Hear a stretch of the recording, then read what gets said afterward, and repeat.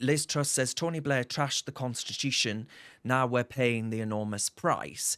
Now, Liz has a new book out, which she's promoting at the moment. Oh, Oh there God, it Kez is. has Kez got has it. got it. 10 Years He to can give us Save the the full West, it's rundown then. called. Is it signed? Have you got a signed copy? No, but I'm going to No. see her soon.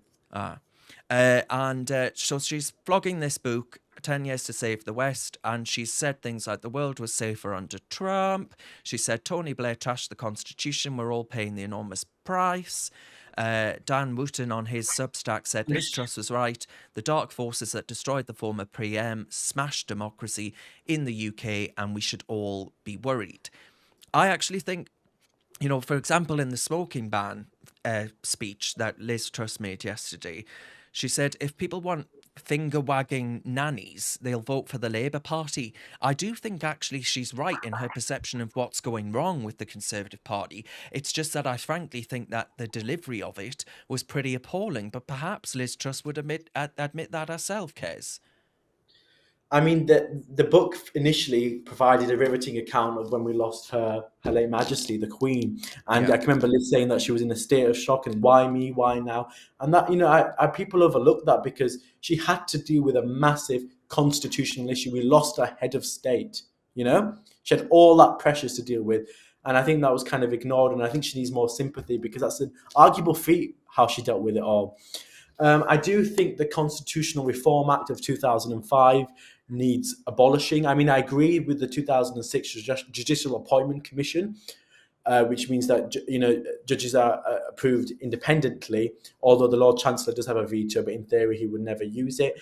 It led to the 2009 the creation of the Supreme Court, which Gordon Brown did, which is the biggest mistake ever. It got rid of the Lords. Remember, they used to sit in the House of Lords. Yeah. So the 2005, I'm a bit ambiguous towards it. It did some good. It removed the Lord Chancellor from the House of Lords and it created a Secretary of State for Justice in 2007. Remember that war criminal, Jack Straw, the Right Honourable Jack Straw, the Foreign Secretary during the Iraq War? He became the first Lord Chancellor and Secretary of State for Justice. Our brilliant Liz Truss was the first female Secretary of State for Justice. So it did do some good, but like everything with New Labour, when Gordon Brown took over, it went nuts. It went bonkers.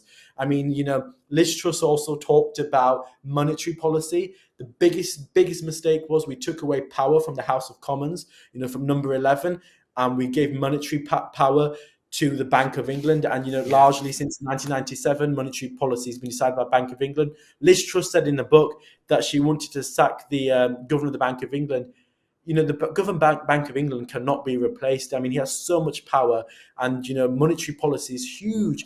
He has to set interest rates, maintain financial stability, policy operation. This affects all our lives, especially the increase in interest rates. But me, you, and nobody in this country has a say on who's the governor of the Bank of England. I mean, Chloe, Qais raises some good points there, and I would actually argue that a politicization of some of these roles is probably not only laudable but entirely appropriate in an age where we're finding out that so many so-called independent people are far from independent, right? They are activists. Take the ECHR, for example. It's become a rogue activist outlet for so-called rights that are propagated to mean the liberal opinion of those on the bench. And I think you see this in so many ways. Entrenched orthodoxy within the Bank of England. There are many points that Liz Truss makes that are, I would argue, the right ones and not remotely conspiratorial, which the BBC and others who sneer at her would like to make out. Yeah, lots to pick up on there. So firstly, just talking about the Bank of England, I think Andrew Bailey is an absolute disgrace, the governor of the Bank of England. And there's no way for us to get rid of him.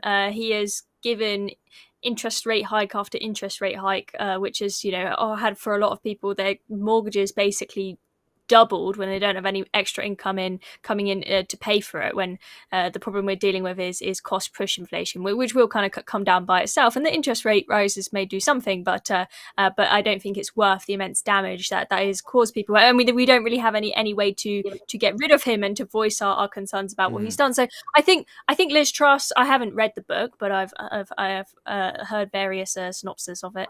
I think she's pointed out some very big problems with the system. So I think she's trying to paint the narrative to make it look like she wasn't a failure and that it was just the system, when there were perhaps things that she did wrong. I to be honest, I don't want Liz Truss to sort of keep coming back from the dead and trying to be prominent and famous. Like, you had your time, your 49 days, please go away. Because I do think that she damages the cause for low taxes, and like a lot of people think that she was right, but she's the wrong person to deliver it. And to be honest, I do think that she comes across quite balmy. I'll be honest, she comes across quite thick. She is a terrible public speaker. She can barely string a sentence together. Chloe. She's comprehensively school educated. She's an inspiration to working class kids. That's not what I'm talking about here. I'm saying Chloe, she who do you want to cannot choose? put a Do you want this sentence lady? together. She sounds like she's falling asleep. Oh, well, like Joe Biden. I certainly would take Liz Truss over Theresa May, yes. Get rid of that other book. I'm not people for just burning think that books, she's but I'll make an bonkers. exception. I'm not alone here. People think that she's bonkers, and so she's making I know. ideas for low taxes and whatnot seem bonkers. She's been besieged all her life. She was the only left-wing person, the only conservative in a room. She had to deal with Macron, Trudeau. She wanted to cancel COP. But hang on. You know, she had I also think, yes, please cancel COP. Con. It's called Con. But I think actually she has been really badly mistreated, because a myth has gathered up that she was responsible for a massive hike in interest rates and all the rest of it, when actually the same interest rate hikes happened around the world. You know, Liz Truss wasn't president of Germany. Liz Truss wasn't president of the United States of America. This myth is a really quite pernicious and nasty one, and I think we have to call out untruths and mistruths where they come about.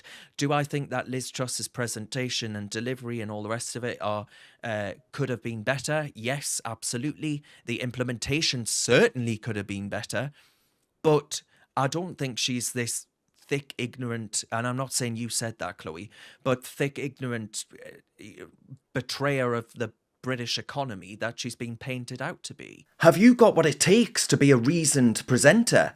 Well, send us a short clip of yourself to join@reasoned.uk, and we might be seeing you on this very channel very soon indeed.